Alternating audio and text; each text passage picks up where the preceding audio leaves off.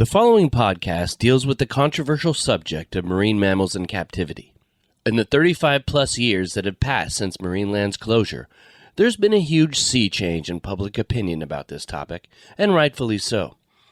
Throughout the course of this podcast, I hope to deal with these issues with honesty and sensitivity, while also acknowledging the tremendous awe, joy, and respect these animals have inspired in millions. And now, on with the show. On the 8th episode of LA's Own Marineland, the park finds success by leaning into its strengths as a place where people could get close to marine life and learn something while they're at it. Later, Corky has her longest living calf, and a mishap in the orca tank sends Marinelanders scrambling. So grab your popcorn, walk up the zigzag ramp past the oval fish tank, and make your way to the Killer Whale Coliseum to get a good seat before the show starts.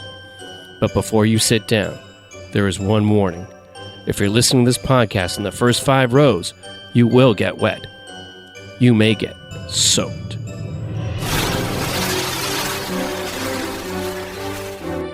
Seven-tenths of our world is covered with water. In Los Angeles, there's a place that overlooks this vast frontier. A place of wilderness. A place of drama. Hold your breath. It's Marineland. Plummet into global oceans teeming with life. Go eye to glowing eye with predators of the deep. Venture into a realm as intriguing as outer space. All a touch closer at LA's Own Marineland. By the end of 1981, things were looking up at Marineland. Its new owner, Far East Hotels out of Hong Kong, had a laissez-faire attitude that gave a lot more power to park management over how it was presented to the public. The new push would put the park's amazing animals up front, not cartoon characters or movie properties. Marineland also wanted to make sure that everyone in the LA area, as well as tourists, knew that the park was a lot easier to get to than SeaWorld in San Diego, 120 miles to the south.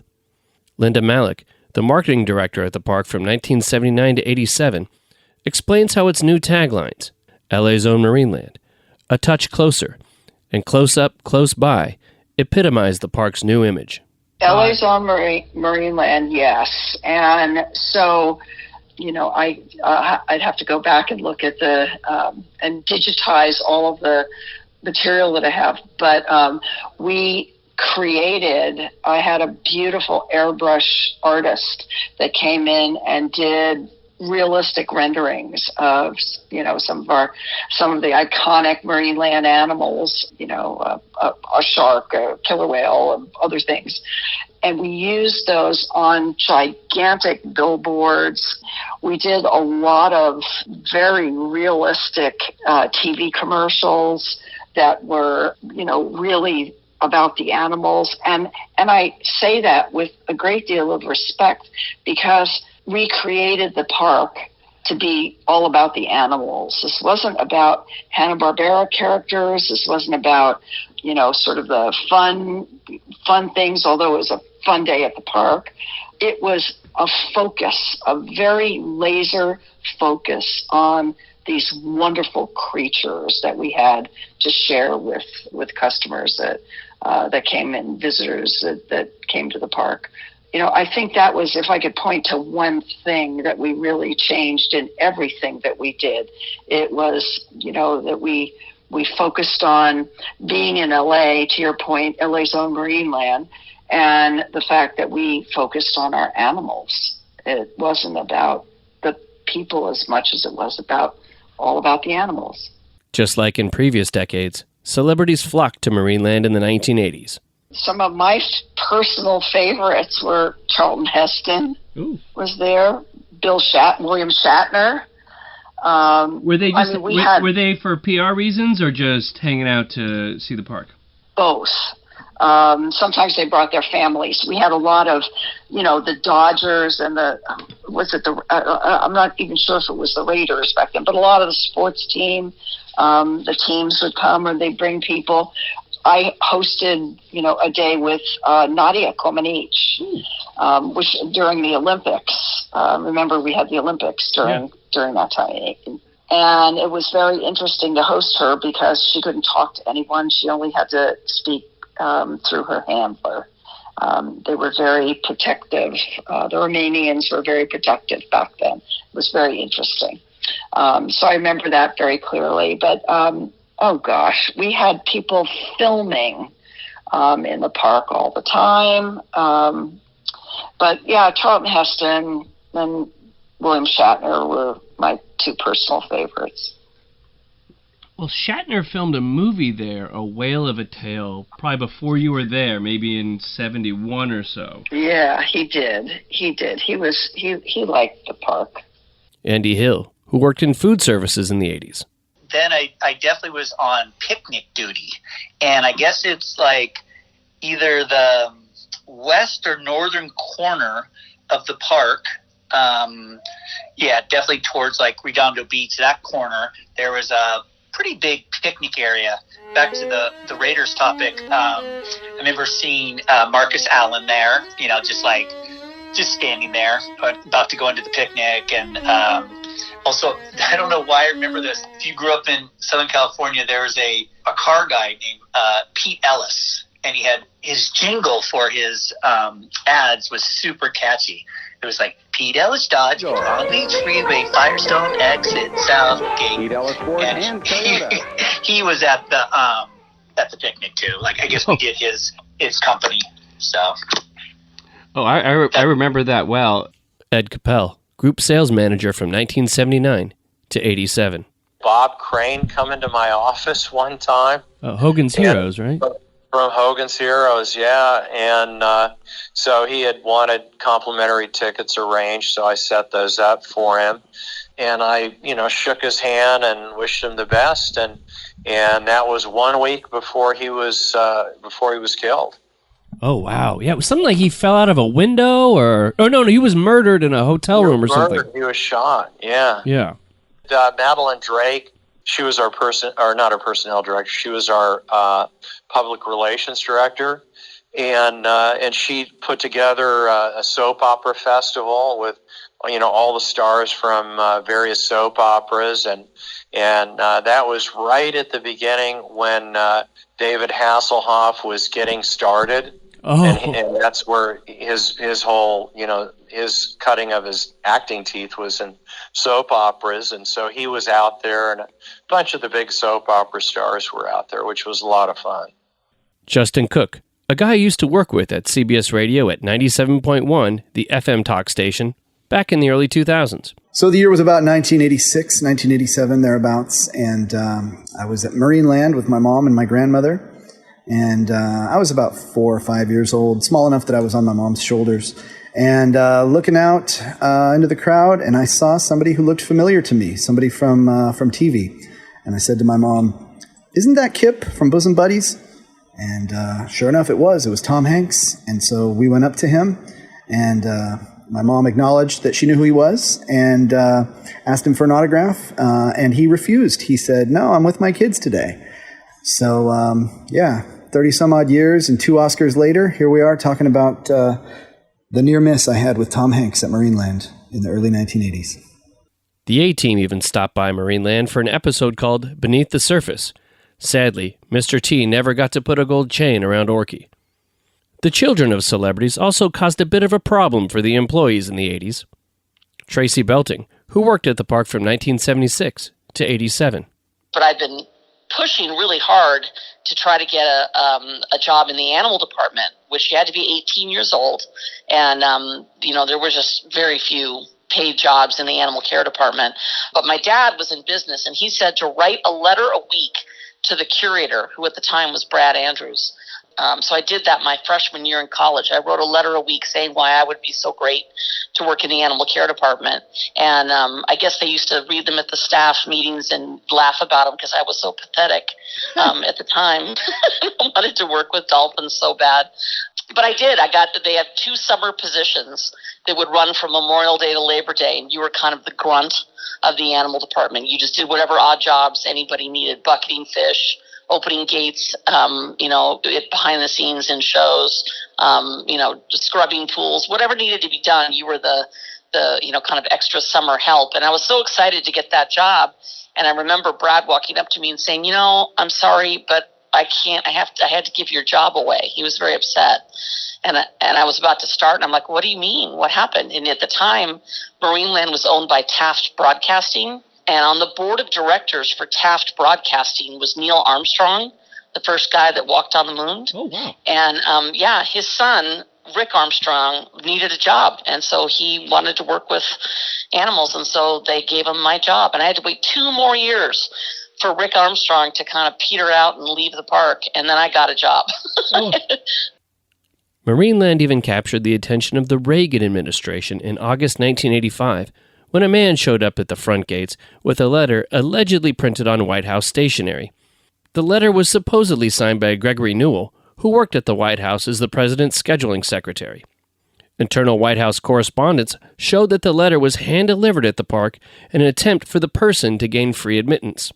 The letter was a forged thank you note from Ronald and Nancy Reagan, claiming they had been invited to the park for an anniversary celebration, but could not attend. Linda Malloch sent the letter to the White House, noting that she didn't believe it was, quote, official White House correspondence. After an internal investigation, the White House determined it was a fake note as well. The dead giveaway may have been that the letterhead simply said, "The White House," in a basic type font that you can find on any typewriter in the 1980s. John G. Roberts, Associate Counsel to the President, thanked Malloch for bringing the letter to the White House's attention.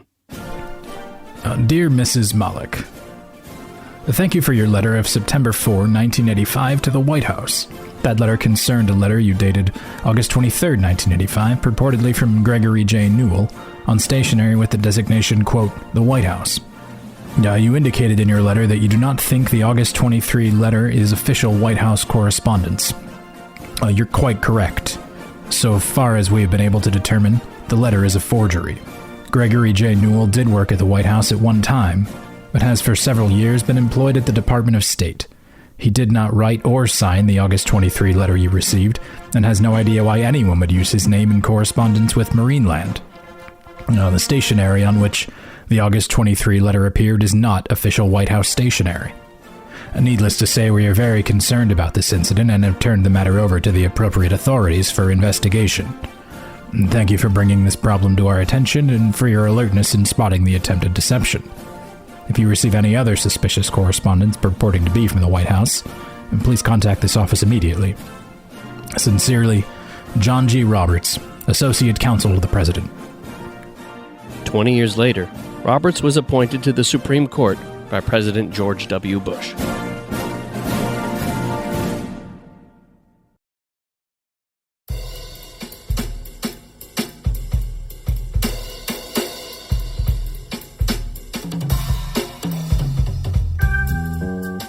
Hanna-Barbera may have left Marineland, but the park continued to embrace costume characters. Marineland replaced the cartoon stars with a new, original crew featuring Waddles the Penguin, Shivers the Polar Bear, Kilroy the Killer Whale, Professor Pelican, who would later become Captain Pelican, Admiral Tusk the Walrus, Stinky the Skunk, Sheldon the Shark, Sammy the Sea Lion, and Fubar the Bear. Why a bear and skunk were hanging out with a crew of seafaring folk, we'll never know. Also, to those who got the joke, Fubar the Bear was pretty damn funny. Elisa Mitchell worked at the park from 1985 to 87 and played costume characters, most famously Professor Pelican, a major player in the Pilot Whale and Dolphin show. And a lot of those Hanna-Barbera characters then were transformed by a gentleman named Russ, who was hilarious and awesome, who used to be a costume character and then got a job, a real job, but he would come in on the weekends and create and fix whatever needed to happen.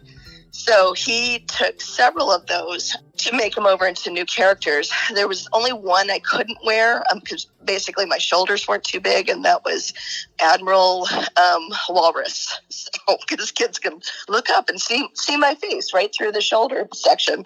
But other than that, I would play Waddles the Penguin, or we had a Fubar the Bear. It was a little bit on edge of the name, but it was funny, and some people got it.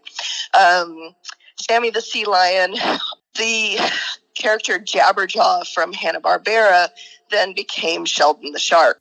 And so the face structure changed a little bit, but it was essentially the same body. And that was one of my favorites.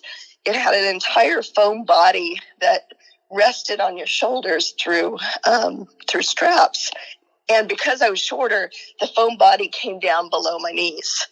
And then it was kind of tight on the bottom. And so to walk, I'd have to have these short little steps to walk. And so I would be going, you'd see my whole body going back and forth trying to walk with this thing. And then you could stick your hands down into the flippers, which was awesome. But you could also take your hands and then stick them out through the mouth. There was Velcro there. So I would do that on occasion to make it look like the shark had eaten an arm. So it was just funny. It was a fun character.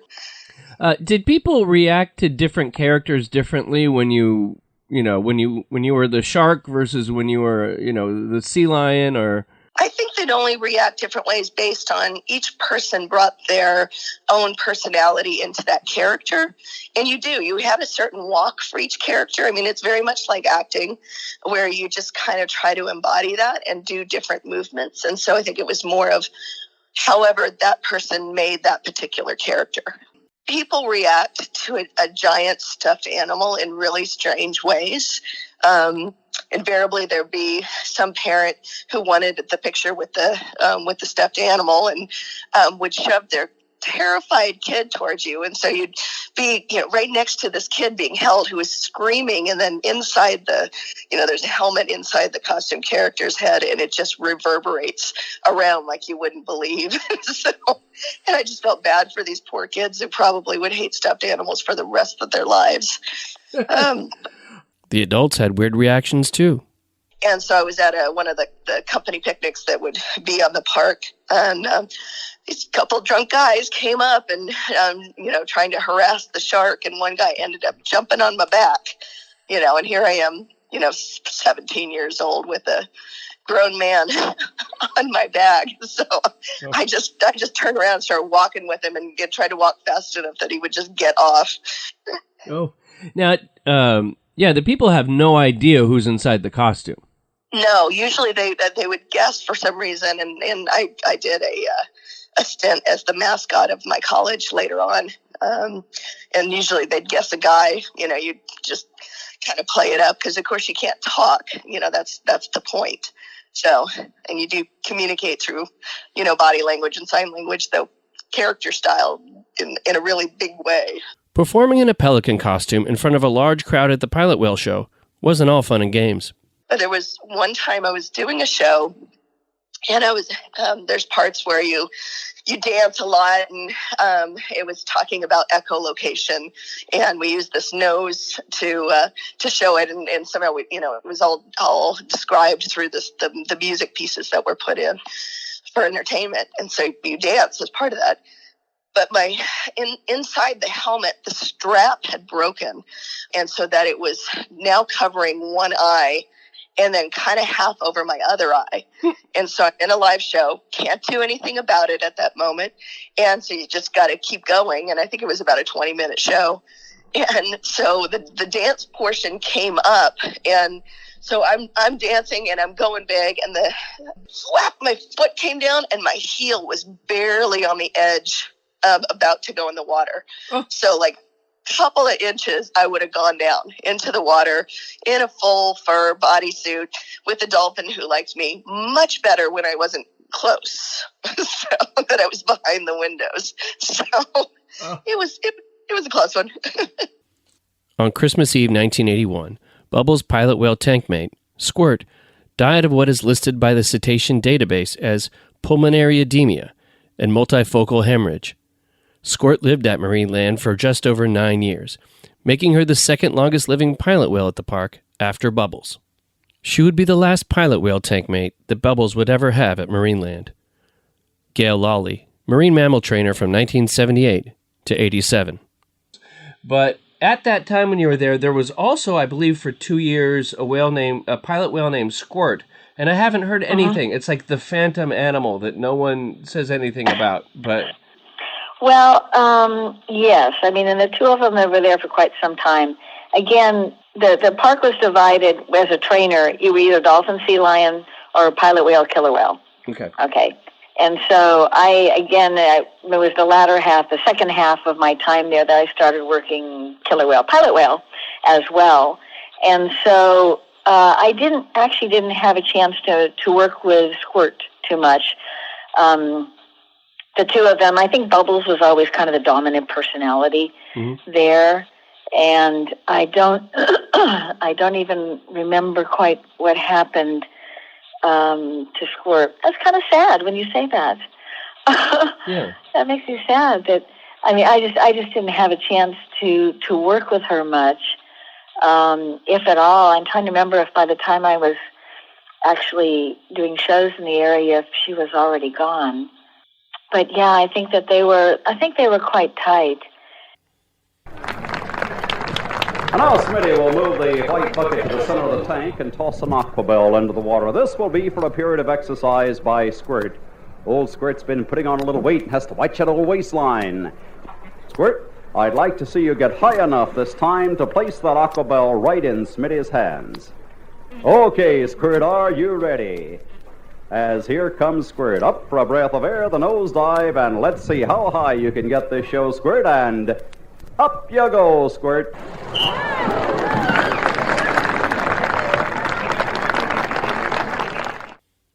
For the rest of Bubbles' time at the park, she'd enjoy the companionship of a series of dolphins, including Kathy, Shorty, Cooper, Crunch, and Sundance. Gail Lawley, marine mammal trainer from 1978 to 87. Bubbles, and I'm sorry to say this, but I think Bubbles was not treated well in the early days of Marineland. There was, I don't know, people, admitted this, but there was some rather harsh tactics used with animals in the beginning days of Marineland. And I think Bubbles basically was quite adverse to people. She would never approach you to be touched by you in any way. You could train a husbandry behavior with her, but she never sought out attention of any kind. In fact, she avoided it. So what happened was, down in the dolphin area, we had a dolphin named Peppy. And Peppy was an animal that came from the breeding pool. I actually did a paper on him for an Mata conference. And he was quite an experience for me. He came to the dolphin arena. He had all kinds of issues. I think he might have been taken from his mom a bit early, and there was some other stuff going on.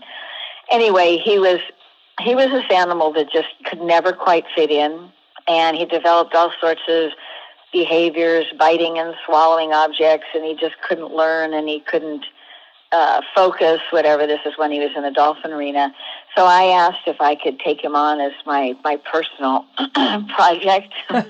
And so I was given Peppy, and so I really worked hard, and I trained him to retrieve objects instead of swallowing them, and to not bite people, and all kinds of things like that.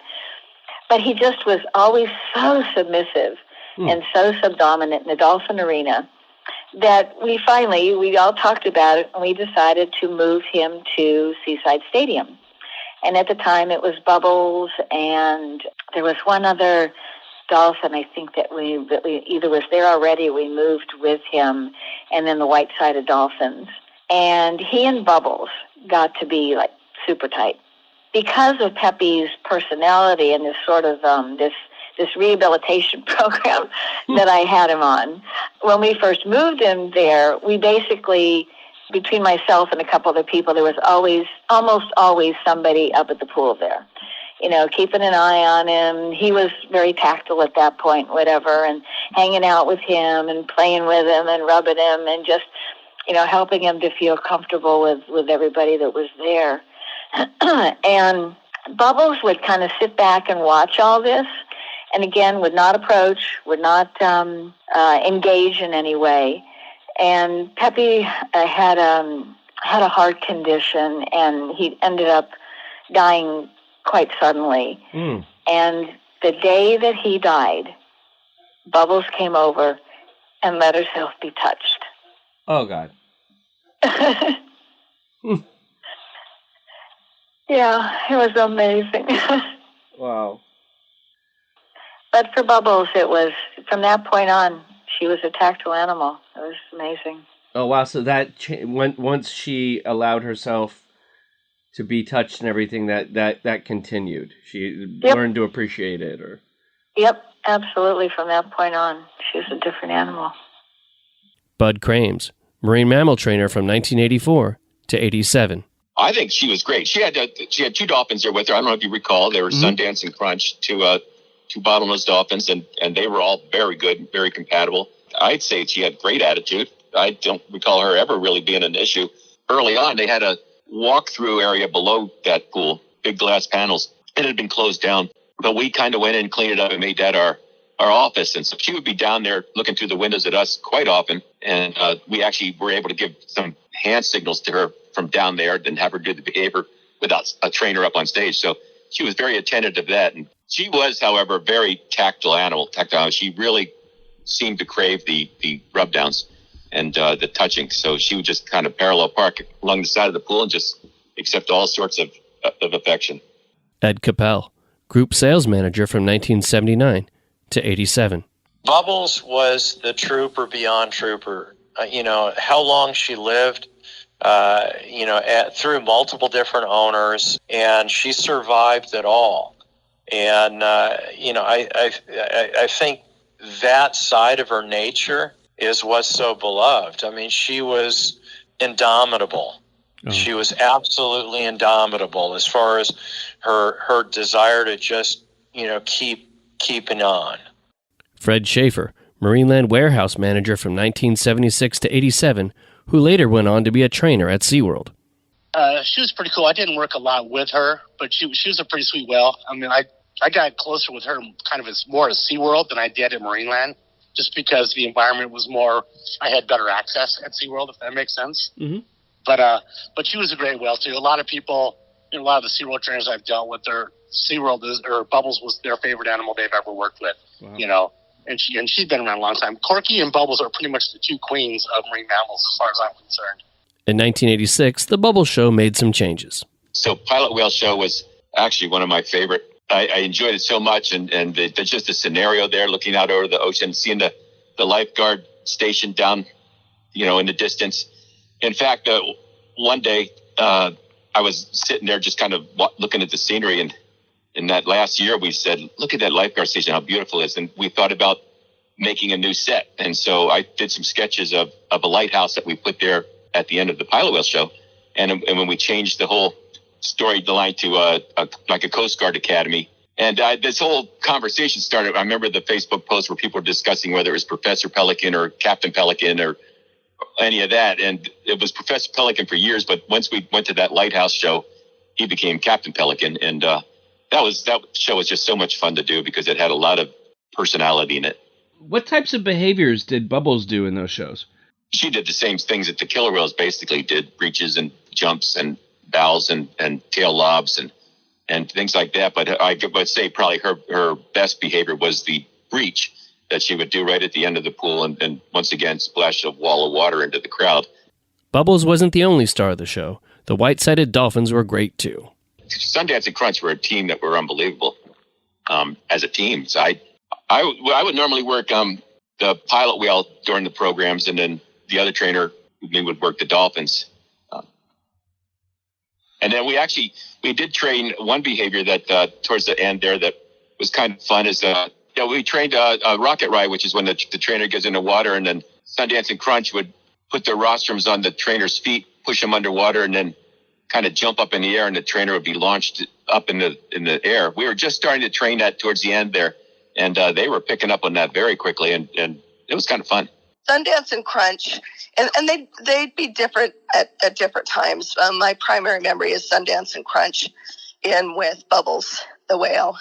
I had a rhythm with Sundance that when I would come down, how you got down to underneath where you could see the tank windows was this really steep staircase, and then there's this room down beside the tank itself. And so Sundance and I had a game that was played every time. And of course, they know people, and it was chase, it was a game of tag. And so what I would do is run along the tank windows, and sand duns would either run along with me and then flip and come back when I went the other way, because it didn't go all the way around, or would go all the way around the tank to come back to meet me where I had started. So we would do this. This was the ritual every time that I would go do a show. But when I was topside and on the water, Sundance did not like me and would not snap at me whenever I tried to reach out and touch. So that was like, nope, you belong downstairs. Go do your job, lady. So.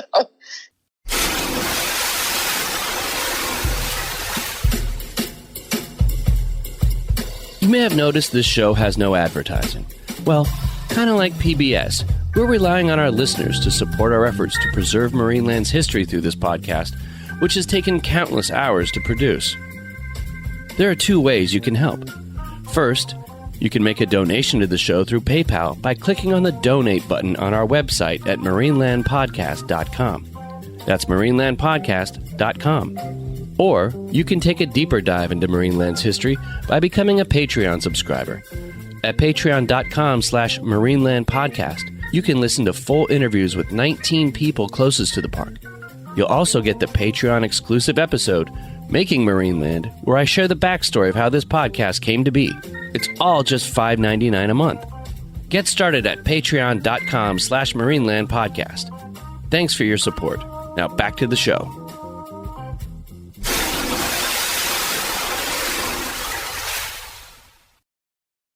On June 18, 1982, Corky had her third and longest living calf, a female named Kiva.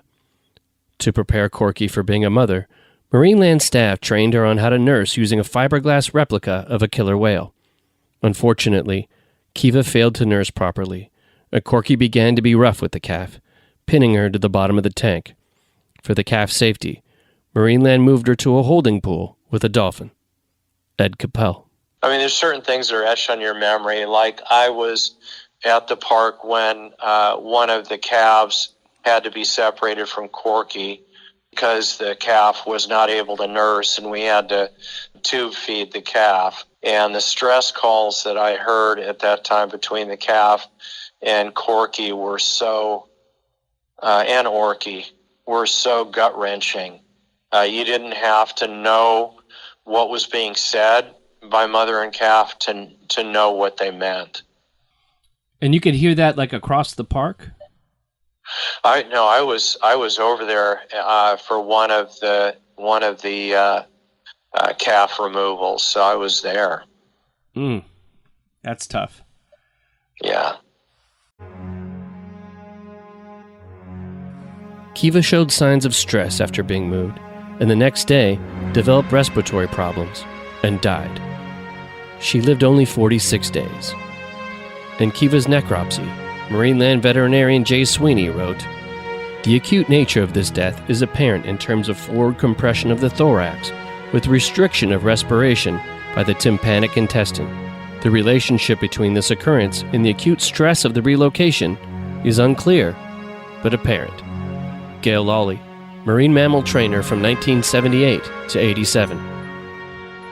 It was obviously a monumental effort because first, every time the baby needed to be fed, you had to lower the pool and go down and catch the baby and tube feed it, whatever, and then eventually was able to get it on the bottle, if I'm not mistaken. So it was an extremely intensive experience. And of course, the first few times you're catching the baby, Corky is quite upset.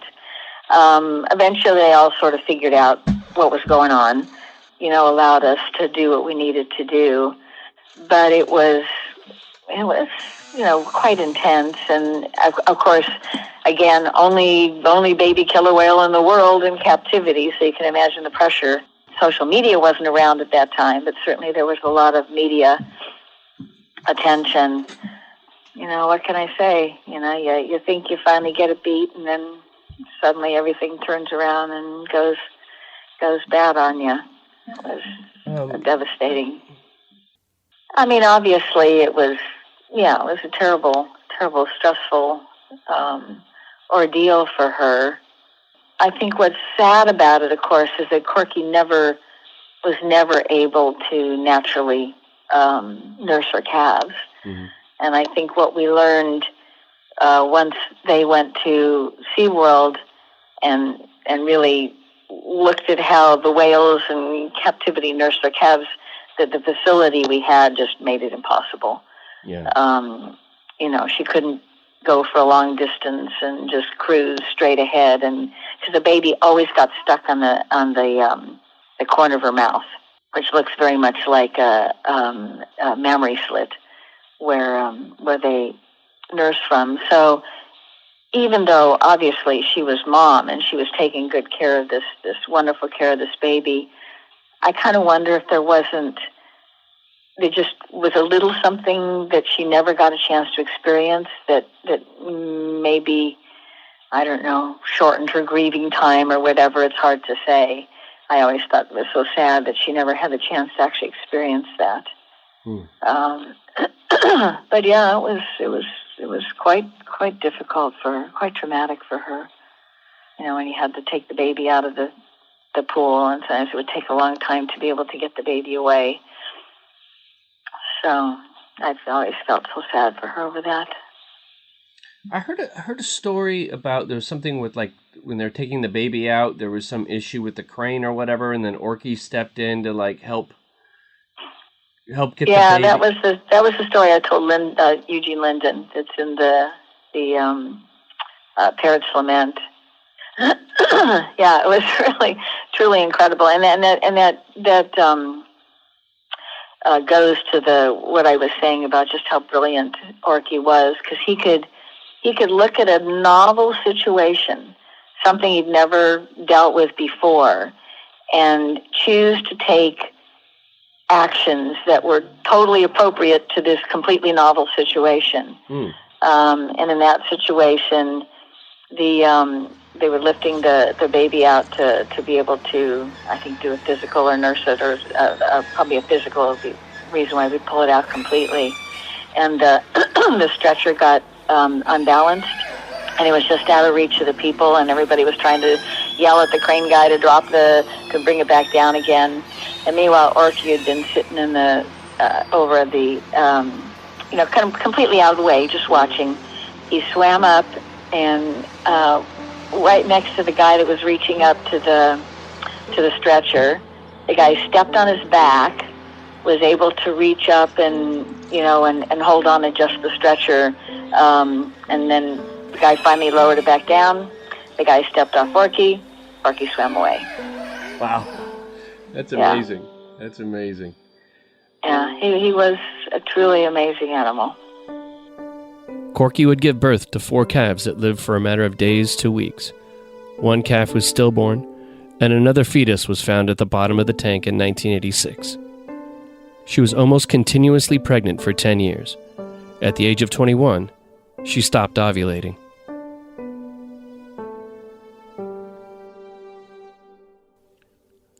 In 1984, celebrated whaling wall muralist Weiland painted a dramatic 20-foot by 30-foot high piece on Marineland's main oceanarium building. The painting featured a massive gray whale spy-hopping, or poking his head above the water, off the coast of Palos Verdes. Using a lift for access, Weiland painted the mural on one of the 3-story walls that supported a ramp structure at the main building that housed the oval fish tank and Killer Whale Coliseum. In 1985, there was a major disturbance in the Killer Whale Coliseum. Corky broke an observation window that sent a third of the tank's 640,000 gallons of water rushing down the zigzag walkway. The window she broke looked right into the accounting office, and at the time of the break, the accountants were counting up the day's cash. After the 8,000-pound orca made contact with the glass, water flooded the office, and dollar bills went gushing out of the office and into the park. Fred Schaefer, Marineland warehouse manager from 1976 to 87. Oh yeah, we all remember that one. Yeah, she broke a whale on the second floor of a 3-level tank, 3 levels of underwater viewing, second floor, and there was actually a couple of planes of plexiglass. It was glass, but now they replaced it with like a 1.5-inch plexiglass where you can't break it. But she broke that, and all the water rushed in through the cash control area at the park. Walls were blown apart. It was like waterfalls coming down.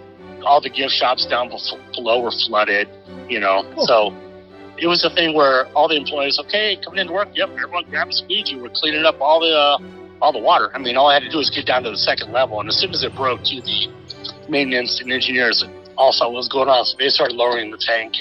She had a habit of, they call it rehearsing something, with animals. Yeah. They do something one time, and maybe that was reinforcing to her, or who knows, but maybe she was displaced aggression at Corky. But, she did that a couple of times, and they kind of realized, hey, we better fix these windows. Tracy Belting. I think she would just pop the windows just because of all the get to watch everybody's, scattering around afterwards. Ed Capel. They're able to go ahead and rapidly lower that water level, which they did obviously when it was cracked, and then go ahead and replace the window that was cracked, and there, I know we did it quickly because you're not going to want to lower that water for any length of time for sake of Orky and Corky's well-being. Bud Crames. Actually, I was down at the dolphin facility at the time, and we were wondering, they closed the park and got everybody out. I guess the window was in the accounting office. But then, of course, as trainers, we go up there and we replace it and fix it and reseal them. So there were times when there'd be slight leaks on those windows because it was an old facility, and we just go in and patch it up on a regular basis, monitor it. On April 26, 1986, Winston, also known as Ramu, a male orca at SeaWorld in San Diego, died. He was believed to be about 23 years old. Winston was the only male at SeaWorld San Diego and, most importantly, the only proven breeder at any of the 3 soon-to-be 4 SeaWorld parks.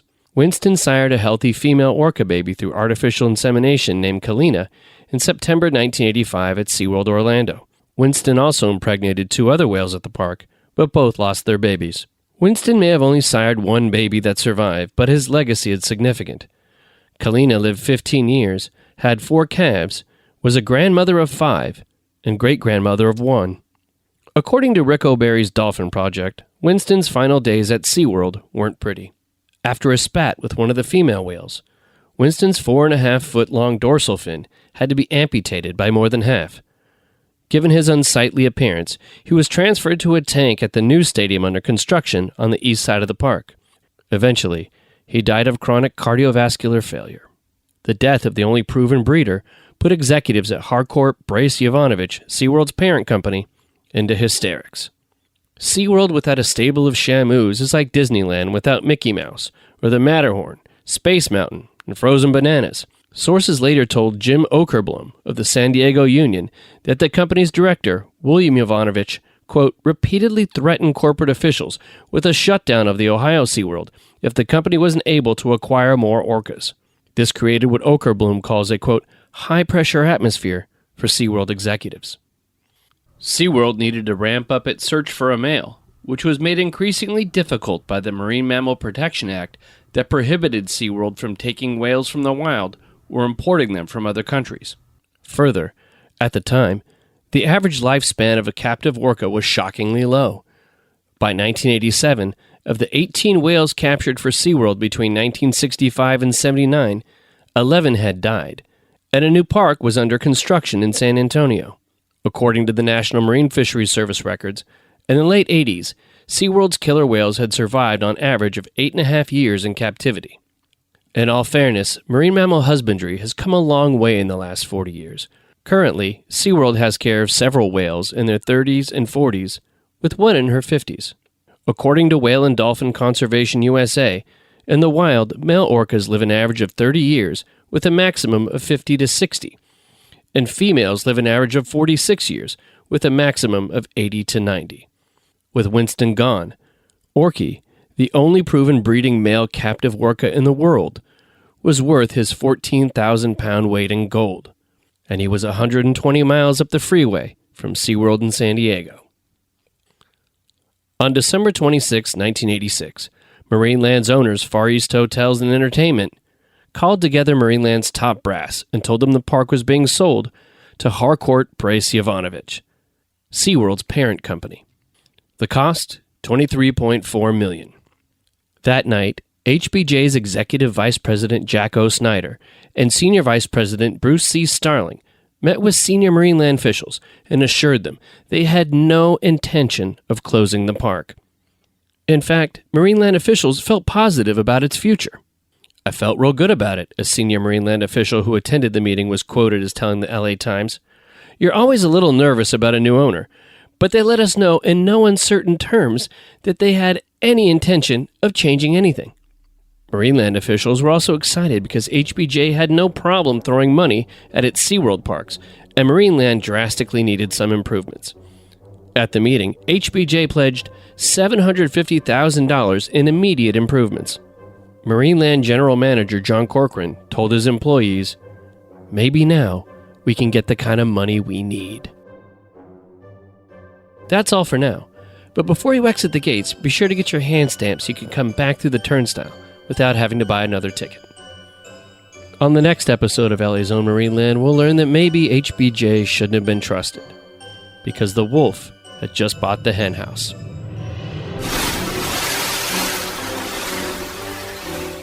LA's Own Marineland was written, produced, and hosted by Todd Perry. That's me. But this wouldn't be possible without the help of a wonderful group of Marinelanders who shared their incredible stories. This episode featured the voice talents of Mark Chambers. For more information, references, and to support the show, visit marinelandpodcast.com and follow us on Twitter at MarinelandLAPod. Please be sure to sign up for our Patreon page, where you can learn even more about the history of Marineland by listening to full interviews with 19 people closest to the park. You'll also get the Patreon-exclusive episode, Making Marineland, that tells the backstory of how this podcast came to be. Get over 15 hours of fun for just $5.99 a month. Get started at patreon.com/MarinelandPodcast. That's patreon.com/MarinelandPodcast.